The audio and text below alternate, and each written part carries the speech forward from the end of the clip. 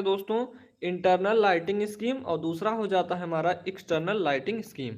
Internal और external की बातें की जाए तो आप लोगों ने समझा होगा, ठीक है। अब इंटरनल की बात किया जाए तो इंटरनल लाइटिंग स्कीम जो होता है ये इनडोर लाइटिंग स्कीम ही है। क्या है? इनडोर लाइटिंग स्कीम ही है। और एक्सटर्नल जो लाइटिंग स्कीम है ये आउटडोर लाइटिंग स्कीम है। यानी दोनों का हम नाम देख रहे हैं तो दोनों का नाम हमारा सिमिलर है, ठीक है। ये दोनों को इसी नाम से जाना जाता है। अगर आपको कंफ्यूज करने की कोशिश किया जाए तो आप लोग कंफ्यूज नहीं होंगे, ठीक है। अब बात आती है ये, अब कहा जाए कि इंटरनल लाइटिंग स्कीम या इसी को कहा जाए इनडोर लाइटिंग स्कीम, तो इसमें आप लोग घबराने की बात नहीं है। तो चलिए मैं आप लोगों को बता देता हूँ इंडोर टाइप्स के इस इंडोर टाइप का क्या होगा लाइटिंग स्कीम। तो आप लोगों ने देखा होगा, जैसे ही देखा होगा आप लोगों ने कि डायरेक्ट लाइटिंग स्कीम हो गया, इसके टाइप्स डायरेक्ट लाइटिंग स्कीम आएंगे, इनडायरेक्ट आएगा, सेमी डायरेक्ट आएगा, सेमी इनडायरेक्ट आएगा, जनरल लाइटिंग आएगा, ठीक है। तो इसमें आप लोगों को टोटल 5 दिखा। अब हम बात करते हैं यहाँ पे आउटडोर लाइटिंग स्कीम की। तो ये भी हमारा, इसको हम दो प्रकार से क्लासीफाई करते हैं। कौन कौन है भाई? फूड लाइटिंग स्कीम है और पब्लिक हाईवेज लाइटिंग स्कीम है, ठीक। इस बात को आपको ध्यान में रखना है। अब देखेंगे फूड लाइटिंग स्कीम में इसका टाइप्स के बारे में देखेंगे तो क्या होगा, डेकोरेटिव जो होता है लाइटिंग स्कीम उसमें भी करते हैं, डेकोरेशन वाले में पार्ट में, और डोमेस्टिक पार्ट में भी करते हैं, इंडस्ट्रियल में भी करते हैं, और कमर्शियल लाइटिंग स्कीम, ये सभी लाइटिंग स्कीम के टाइप्स हैं। अब चलिए यहाँ पे पब्लिक हाईवे लाइटिंग स्कीम की बात किया जाए तो इसमें जो टाइप्स हैं इनके प्रकार हैं, रोड लाइटिंग स्कीम है, स्ट्रीट है, मार्केट है, फोर वेयर है, फोरवेज है, और यहाँ पे रेलवे लाइटिंग स्कीम है। ये सभी लाइटिंग स्कीम किसके अंतर्गत आएगा मेरे दोस्तों? पब्लिक हाईवे लाइटिंग स्कीम के अंतर्गत आएगा। चलिए लाइटिंग स्कीम होता क्या है इस डेफिनेशन को पहले समझ लो आप लोग।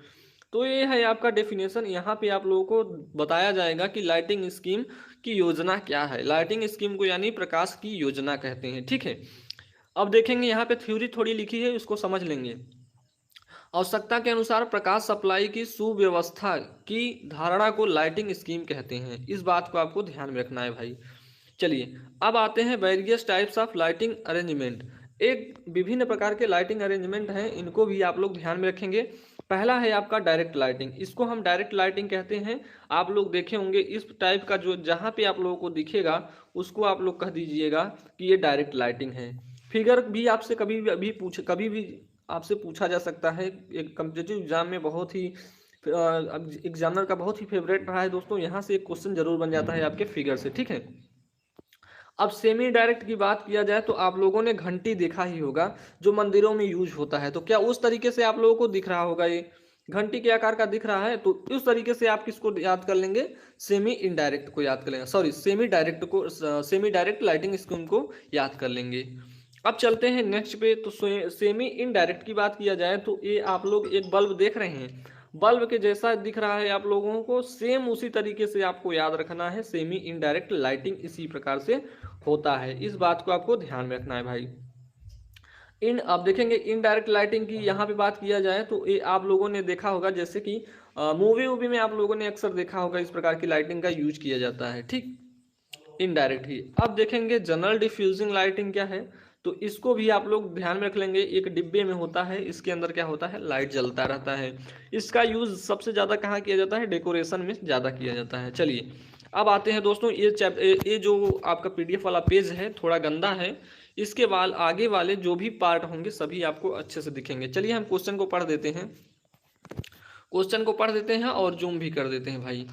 चलिए अब तो आप लोगों को कुछ दिख रहा होगा। किस कह रहा है किस लाइटिंग स्कीम में ग्लेयर और शैडो सबसे महत्वपूर्ण कारक हैं? अब आप लोगों को बताना है। ऑप्शन दिया है direct lighting scheme, option A है डायरेक्ट लाइटिंग स्कीम, और ऑप्शन बी है आपका सेमी डायरेक्ट है, और ऑप्शन डी है इनडायरेक्ट लाइटिंग स्कीम, या इनमें से कोई भी। तो 4 ऑप्शन दिए हुए हैं दोस्तों। तो इसका जो राइट आंसर हो जाता है हमारा कि जो ग्लेयर और शैडो महत्वपूर्ण कारक जो बनता है मेरे दोस्तों, ये बनता है आपका इनडोर, सॉरी इसको रफ करते हैं उसके बाद बताते हैं। Indirect, sorry direct lighting scheme में क्या होता है, शैडो और ग्लेयर, या ग्लेयर का मतलब समझ रहे हैं आप लोग, चौंध जिसे बोलते हैं, वो सबसे महत्वपूर्ण कारक है, ठीक है। चलिए अब आप लोगों को यहाँ पे डायरेक्ट लाइटिंग के बारे में भी कुछ पता होना चाहिए। तो क्या है, एक पहला पॉइंट यहाँ पे दिख रहा होगा आपको, जैसा कि नाम से ही स्पष्ट है कि इस सिस्टम में लगभग 90 से 95% प्रकाश सीधे वस्तु या सतह पर पड़ता है। कितना पड़ता है भाई? तो 90 से 95% भाग जो होता है वस्तु यानी जो हमारा ऑब्जेक्ट हो गया, ऑब्जेक्ट या सरफेस पे पड़ता है। इस बात को ध्यान में रखना है। पॉइंट नंबर 2 है मेरे दोस्तों, क्या कह रहा है? गहरे रिफ्लेक्टर्स की सहायता से प्रकाश को सतह पर गिराने के लिए बनाया जाता है। रिफ्लेक्टर्स का यूज किसके लिए करते हैं? जो हमारी प्रकाश फैल रही है उसको सतह पर गिराने के लिए इसका यूज करते हैं। किसका? रिफ्लेक्टर का। चलिए आगे चलते हैं दोस्तों। तो यहाँ पे नेक्स्ट टॉपिक बन जाता है हमारा कि इस प्रकार के लाइटिंग स्कीम का उपयोग इंडस्ट्रीज और कमर्शियल लाइटिंग स्कीम, ये है भाई कमर्शियल लाइटिंग स्कीम में सबसे ज़्यादा उपयोग किया जाता है। इस बात को ध्यान रखना है। ये पॉइंट आप लोगों को याद रखना है, जो भी यहाँ पे मैं स्टार पॉइंट कर दूंगा वो बहुत ही इंपॉर्टेंट होगा। ठीक, अब ये भी इंपॉर्टेंट है भाई। तो ये क्या कह रहा है कि यह योजना सबसे कुशल है लेकिन ग्लेयर और शैडोज का कारण बन सकती है। ये मतलब कि योजना सबसे कुशल तो है लेकिन ग्लेयर यानी चौंध और छाया वाला कारक बन सकता है। ठीक, अब नेक्स्ट क्वेश्चन है मेरे भाई आपका कि इस क्वेश्चन का राइट आंसर कर दीजिए आप लोग। इंडस्ट्री और कमर्शियल लाइटिंग स्कीम में कौन सी प्रकाश योजना लागू होती है? सेम ऑप्शन पहले वाले का है, डायरेक्ट लाइटिंग स्कीम है, सेमी डायरेक्ट है और इनडायरेक्ट है, या इनमें से कोई भी। तो इसका राइट आंसर कर दीजिए आप लोग। तो इसका राइट आंसर, जैसे कि आप लोगों ने थ्योरी में ही पढ़ लिया है कि इसका राइट आंसर क्या हो जाएगा, डायरेक्ट लाइटिंग स्कीम। क्या हो जाएगा? डायरेक्ट लाइटिंग स्कीम इसका राइट आंसर हो जाएगा भाई। तो इसमें आप लोगों को ध्यान में रखना है कि इसके जो एप्लीकेशंस हैं इसको थोड़ा समझ लीजिए। एप्लीकेशन है डायरेक्ट लाइटिंग स्कीम का एप्लीकेशन है जनरल आउटडोर लाइटिंग स्कीम में यूज कर लेते हैं। इसका एप्लीकेशन देखेंगे, प्रयोग देखेंगे या अनुप्रयोग देखेंगे। इंडस्ट्रीज में होता है, कमर्शियल लाइटिंग होता है। ठीक है, तो इसके एप्लीकेशंस थे। अब यहाँ से आप लोगों को सारी चीज़ें अच्छी तरीके से दिखेंगी। तो अब क्वेश्चन नंबर 3 पे आएंगे, कौन सी लाइटिंग स्कीम की ग्लेयर कम से कम होती है? कौन सी लाइटिंग स्कीम में देखेंगे आप लोग, आंसर करते जाएंगे, देखेंगे आंसर भी इसका दिख रहा होगा। कह रहा है कौन सी लाइटिंग स्कीम की ग्लेयर सबसे कम हो जाती है? तो ऑप्शन ए दिया हुआ है आपका, direct lighting scheme, semi direct lighting scheme, indirect है और एनी ऑफ दीज है। तो इसका राइट आंसर क्या हो जाएगा? लाइटिंग स्कीम की ग्लेयर कम से कम होती है। ग्लेयर किसमें कम से कम होती है भाई? तो आप लोगों ने पढ़ा कि इनडायरेक्ट लाइटिंग स्कीम में क्या होता है, ग्लेयर सबसे कम होता है। किसमें भाई? इनडायरेक्ट लाइटिंग स्कीम में। तो इस चीज को आपको ध्यान में रखना है भाई। चलिए इनडायरेक्ट लाइटिंग स्कीम को भी पढ़ लेते हैं। तो इनडायरेक्ट लाइटिंग स्कीम क्या होता है? इस प्रणाली में प्रकाश सीधे सतह पर नहीं पड़ता। जो हमारा इनडायरेक्ट लाइटिंग स्कीम है इसमें क्या होता है, प्रकाश सीधे सतह पर नहीं पड़ता लेकिन विसरित परावर्तकों का प्रयोग करके 90% से अधिक प्रकाश, यहाँ पे देखेंगे इस पॉइंट को ध्यान रखेंगे, 90% से अधिक प्रकाश को ऊपर की ओर निर्देशित किया जाता है। इस बात को ध्यान में रखेंगे। अब देखेंगे जो ये पॉइंट है भाई, ये सीधे आपसे ऑब्जेक्टिव बनता है। यहाँ से आपका ये जो पॉइंट स्टार किया हुआ है ये सीधे यहाँ से ऑब्जेक्टिव बनता है। यह शैडो लेस रोशनी प्रदान करता है जो कि ड्राइविंग कार्यालयों के लिए उपयोगी है। इस पॉइंट को आप लोग अपने दिमाग में रखेंगे क्योंकि यही पॉइंट अभी हम आपसे क्वेश्चन में भी करेंगे। और नेक्स्ट पॉइंट क्या है, इसका उपयोग सिनेमा हॉलों, होटलों आदि में सजावट के लिए भी किया जाता है। ये दोनों पॉइंट को आपको याद रखना है, अभी आपसे पूछा जाएगा, क्वेश्चन है। क्या क्वेश्चन है? यही क्वेश्चन है। बताइए ड्राइविंग ऑफिस में कौन सी लाइटिंग स्कीम उपयोग की जाती है? अब तो इसका राइट आंसर आप लोगों को पता ही हो गया होगा कि किसका करते हैं, इनडायरेक्ट का करते हैं। किसका? इनडायरेक्ट लाइटिंग स्कीम का यूज करते हैं। कहाँ पे? ड्राइविंग ऑफिस में। चलिए तो नेक्स्ट क्वेश्चन की तरफ चलते हैं। नेक्स्ट क्वेश्चन है आपका, कौन सी प्रकाश व्यवस्था ऊंची छत वाले कमरे के लिए उपयोगी है? ऊंची छत वाले कमरे के लिए कौन सा उपयोगी है भाई? वही सेम ऑप्शन है, direct lighting scheme, semi direct है, इनडायरेक्ट लाइटिंग स्कीम या एनी ऑफ दिस। तो इसका राइट आंसर क्या हो जाएगा मेरे भाई? अगर ऊंची छत या कमरे की बात किया जाएगा तो उसके लिए सबसे उपयोगी होगा आपका सेमी डायरेक्ट लाइटिंग स्कीम। कौन होगा? सेमी डायरेक्ट लाइटिंग स्कीम का राइट आंसर हो जाएगा। अब चलिए सेमी के बाद सेमी डायरेक्ट लाइटिंग स्कीम की बात भी कर लेते हैं भाई कि इसमें भी क्या होता है। यह भी प्रकाश की एक कुशल प्रणाली है। क्या है? यह भी एक प्रकाश की कुशल प्रणाली है। इसके प्रयोग से ग्लेयर की संभावना भी कम हो जाती है। यानी सेमी डायरेक्ट लाइटिंग स्कीम का यूज करने से क्या हो जाता है, हमारी चौंध की जो प्रॉब्लम होती है वो कम हो जाती है। ठीक है, यहाँ पारदर्शी प्रकाश के रंगों का उपयोग किया जाता है किसमें, सेमी में, जिसके माध्यम से लगभग 60% प्रकाश नीचे की ओर और 40% जो प्रकाश है ऊपर की ओर निर्देशित हो जाता है। इस पॉइंट को भी ध्यान में रखेंगे आप लोग। अब जो आप स्टार पॉइंट किया हुआ होगा उसको तो आप लोग बहुत ही नींद में याद रखेंगे। ये जो स्टार हुआ पॉइंट को देख लीजिए आप, इस वाले पॉइंट को देखेंगे। यह प्रकाश का एक समान वितरण भी प्रदान करता है और ऊंची छत वाले कमरे के लिए सबसे उपयुक्त है। इस पॉइंट से हमने आपको क्वेश्चन पूछा था, ठीक है। अब ऐसे क्वेश्चन से अब आंसर बनाएंगे तो बहुत ही अच्छा रहेगा, ठीक है। कौन सी लाइटिंग स्कीम की ग्लेयर्स कम से कम हो जाती है? अब देखेंगे, ऑप्शन को देख लेंगे भाई, सेम ऑप्शन नहीं है, पिछला वाला क्वेश्चन भी नहीं है। आप लोग सेम क्वेश्चन मत समझ के आंसर कर दीजिएगा, ठीक है। सेम क्वेश्चन समझ के आप लोग आंसर नहीं करेंगे। कौन सी लाइटिंग स्कीम की ग्लेयर कम से कम हो जाती है? Indirect lighting scheme, semi direct lighting scheme, direct lighting scheme और बोथ ए एंड बी। चलिए इसका हम आप लोगों से आंसर देख लेते हैं। इससे हम आप लोगों का आंसर देख लेते हैं। तो यहाँ पे 25 लोग जुड़ चुके हैं भाई। तो अभी सौरभ पांडे भी जुड़ चुके हैं, बी ऑप्शन कर रहे हैं भाई, सेमी डायरेक्ट लाइटिंग स्कीम कर रहे हैं। डिलीट नहीं होगा नीरज जी, क्या भाई, क्या डिलीट नहीं होगा मेरे भाई, बता दीजिए आप। अजय यादव जी बता दीजिए भाई। विजय कह रहे हैं option D, Saurabh Pandey option D, Vikrant Sharma ji option D दे रहे हैं, ए बी कर रहे हैं। तो हमारे जो भी स्टूडेंट अभी अभी यहाँ पे ए डी ऑप्शन कर रहे हैं उनका राइट आंसर है बोथ ए एंड बी। इसमें हम जो यूज करते हैं भाई, ग्लेयर सबसे कम किस में होता है? इनडायरेक्ट लाइटिंग स्कीम और सेमी इनडायरेक्ट लाइटिंग में। अब आप लोग एक बार, सोनी वर्मा का भी राइट आंसर था, जय कमाल है, जय कमाल का भी राइट आंसर था भाई। आप लोग बता दीजिए विजुअलिटी प्रॉब्लम है क्या? यहाँ पे सारी चीजें क्लियर हैं कि नहीं है? हाँ भाई, वीडियो डिलीट नहीं होगी कल यार, उसमें थोड़ा प्रॉब्लम था, कुछ इधर उधर की आवाजें थी इसलिए डिलीट कर दिए थे, ठीक है। सोनी वर्मा जी भाई सही है आपका। आप लोग बता दीजिए क्या विजुअलिटी प्रॉब्लम है? करण राजपूत जी आपका सही है, सीनू चौधरी सही है भाई। विजुअलिटी प्रॉब्लम है? नहीं है, नहीं है विक्रांत। चलिए भाई, अब ऑप्शन इसको क्लियर, आपका कमेंट सेक्शन को बंद किया जाता है और आपको आगे की ओर ले जाते हैं, क्योंकि यहाँ पे बहुत सारे क्वेश्चन हैं यार आज, ठीक है। तो इसका राइट आंसर क्या हो जाएगा भाई? डी ऑप्शन हो जाएगा। इनडायरेक्ट लाइटिंग स्कीम और सेमी डायरेक्ट लाइटिंग स्कीम का यूज हो जाता है, ठीक है। चलिए इस क्वेश्चन का राइट आंसर कर दीजिए। क्वेश्चन नंबर 7 है, कौन सी लाइटिंग स्कीम ग्लेयर छत और दीवार के लिए उपयोगी है या उपयोग है? तो उसका राइट आंसर कर दीजिए। आपका ऑप्शन है indirect lighting scheme, B option है semi direct lighting scheme, option C है direct lighting scheme, option D है बोथ ए एंड बी। तो राइट आपका देखेंगे तो यहाँ पे सेम ऑप्शन भी है और क्वेश्चन चेंज हुआ है, सेम ऑप्शन लेकिन क्वेश्चन चेंज है। तो बता दीजिए इसका राइट आंसर कर दीजिए आप लोग। तो इसका राइट आंसर कर दीजिए। तो यहाँ पे इसका राइट आंसर हो जाएगा मेरे भाई, क्वेश्चन इसका राइट आंसर हो जाएगा ऑप्शन बी। क्वेश्चन नंबर 7 का राइट आंसर क्या हो जाएगा? ऑप्शन बी हो जाएगा कि लाइटिंग स्कीम ग्लेयर जो होती है छत और दीवार के लिए उपयोगी होती है, जो सेमी डायरेक्ट लाइटिंग स्कीम होती है। अब चलिए हम इसमें थोड़ी बातें भी जान लेते हैं सेमी डायरेक्ट लाइटिंग स्कीम की। तो इस पॉइंट को आप लोगों को विशेषता ध्यान रखना होगा।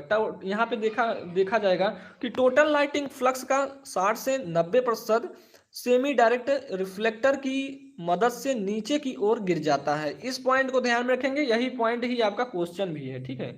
यही पॉइंट भी आपका क्वेश्चन भी है भाई। नेक्स्ट क्या कह रहा है? शेष प्रकाश का उपयोग छत और दीवारों को रोशन करने के लिए किया जाता है। इसका प्रकाश सुखदायक चमक का कारण बनता है। यानी कि इसकी लाइटिंग जो होती है उससे हमें किसी भी प्रकार का प्रॉब्लम नहीं होता है। इस बात को आपको ध्यान रखना है। और कुछ लाइट ऐसी होती हैं जो चौंध का मतलब ग्लेयर का कारण बन जाती हैं, उनका यूज हम अपने घरों में नहीं करेंगे, नहीं तो हमारी आंखें फ्यूज हो जाएंगी भाई।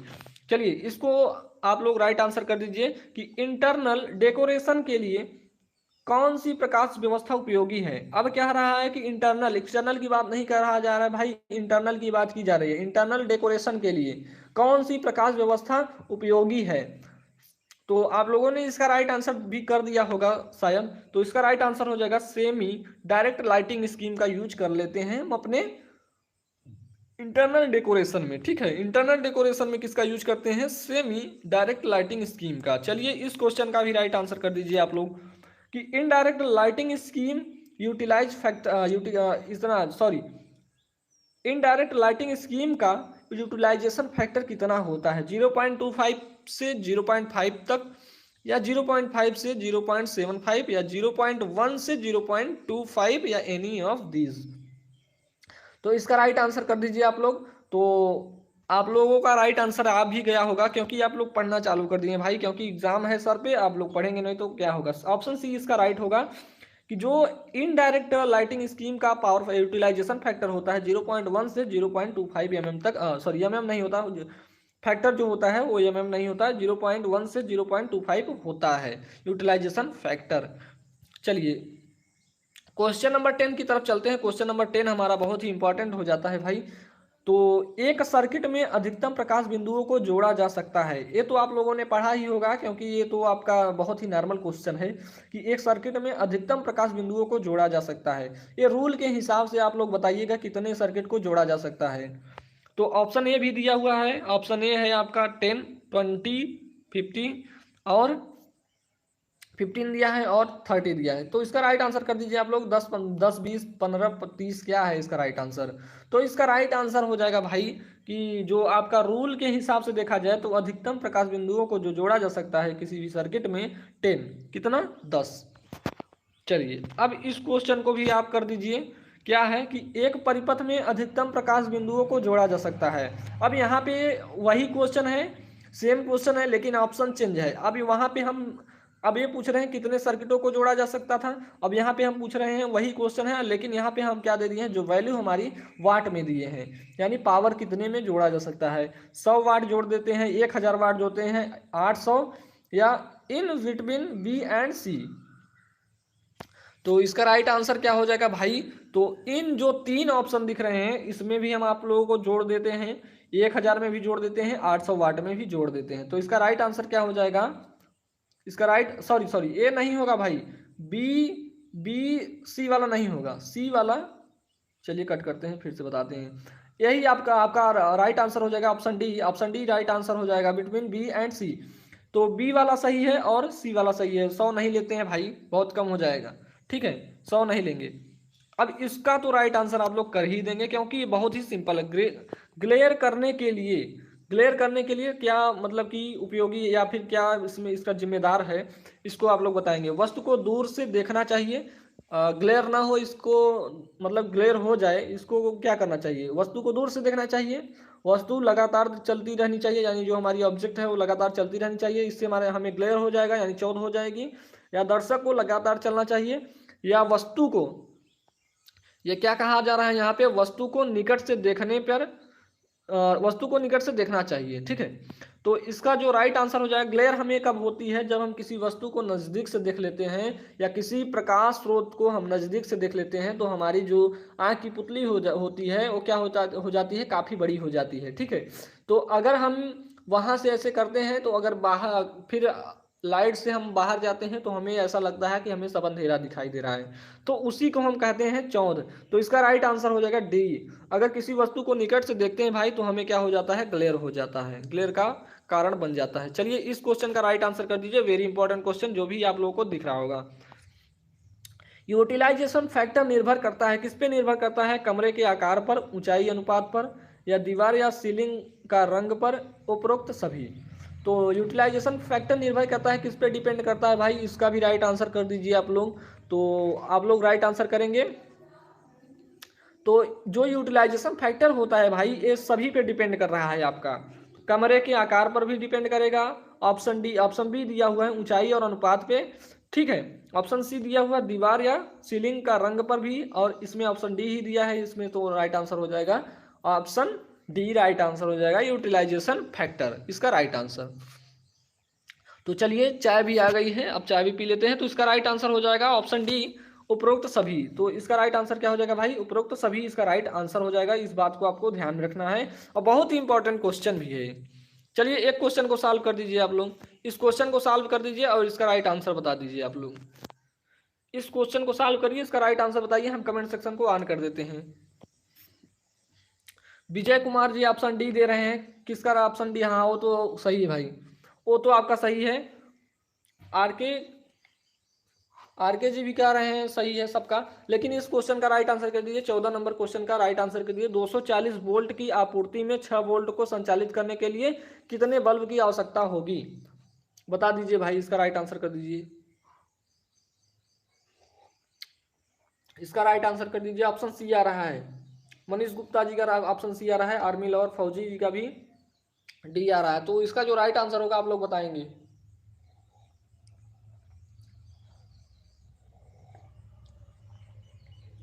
14 सी, सी सही है। कितने लोग हैं अभी? बहुत सारे स्टूडेंट हैं। हाँ भाई, एक बार सभी लोग लाइक कर दो यार, सभी लोग लाइक कर दो। हाँ, यहाँ पे सभी स्टूडेंट का यार सही सही आ रहा है। जी जी जी, विकास पांडे जी ने आंसर कर दिया भाई, यहाँ पे बहुत ही अच्छा कर दिया कि 240 में 6 का भाग दे दीजिए तो वही आपका नंबर ऑफ बल्ब हो जाएगा। क्या हो जाएगा? नंबर ऑफ बल्ब हो जाएगा। तो इन्होंने आपको बता दिया कि 240 में नंबर ऑफ लैंप की बात किया जाता है।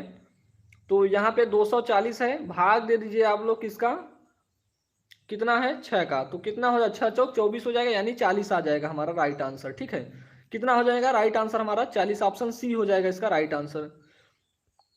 इस क्वेश्चन का राइट आंसर कर दीजिए। और एक क्वेश्चन लास्ट है, ठीक है, एक क्वेश्चन लास्ट है आपका, इसका राइट आंसर कर दीजिए और यहाँ से हम आप लोगों से विदा लेंगे। ठीक है, और जयंत वर्मा जी कह रहे हैं ऑप्शन सी। जयंत वर्मा जी ऑप्शन सी कह रहे हैं। इसका जो अब निम्न में से डायरेक्ट लाइटिंग का चित्र है,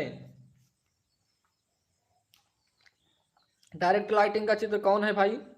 क्या आप लोगों ने आंसर कर देख लिया क्या? आर के क्रिएशन, सभी का ये आंसर आ रहा है। आर के का तो ढूंढ दिए हैं एकदम से कमेंट। विष्णुकांत का भी ऑप्शन है, सभी का ऑप्शन है आ रहा है भाई। आप लोगों ने क्या गजब का पढ़ा यार।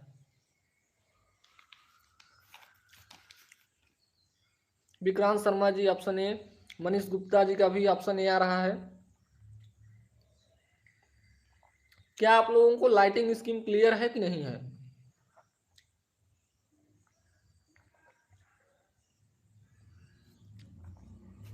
चलिए, तो क्या आप लोगों को लाइटिंग स्कीम क्लियर है? यहाँ पे चाय भी खत्म हो गई और आपका क्वेश्चन भी खत्म हो गया। तो क्या आप लोगों का लाइटिंग स्कीम क्लियर है? अरे भाई साहब, मेरे भाई यार, आइया मरियम का हमारे पास कुछ नहीं है, कैसे बनाएंगे? चलो कोशिश करेंगे, कोशिश करने वालों की कभी हार नहीं होती, कोशिश करेंगे और आपको देंगे। तो क्या आप लोगों को यह चैप्टर क्लियर है? तो आप लोगों को राइट आंसर तो बताया ही नहीं भाई, क्यों? इसका राइट आंसर ऑप्शन ए ही होगा, ए, ऑप्शन ए ही होगा। ठीक है, तो इसका राइट आंसर ऑप्शन ए ही होगा। तो आप लोगों ने बहुत ही अच्छा परफॉर्म किया, आज की क्लास तो क्लियर है। चलो ठीक है भाई जी, नेक्स्ट वीडियो किस टॉपिक भाई देखेंगे? अब UEE के लिए लाएंगे। ठीक है, इसका तो तीसरा चैप्टर यानी 2 चैप्टर क्लियर हो गया, उसका भी 2 चैप्टर उस सभी आप लोगों को मिल जाएगा यार। आप लोग किसी भी प्रकार का टेंशन नहीं लेंगे। और UEE की है या नहीं है भाई? सब है, आप लोगों की क्लास है, UEE की क्लास है। थैंक यू भाई Ajay Yadav ji, thank you thank you भाई यार। समर अंकित कह रहे हैं कि फर्स्ट साइड में रखे हुए हैं, वो भी जल्द ही खत्म होगा, उसका भी नंबर आएगा। जो आया है वो जाएगा भाई, ये ध्यान में रखना, जो आया है वो जाएगा। तो आप लोगों का ये चैप्टर एंड होता है। यहाँ से आप लोगों को जो भी क्वेश्चंस होंगे आप लोग प्लीज, आप लोग वहां पे हमें सेंड कर देंगे। ठीक है,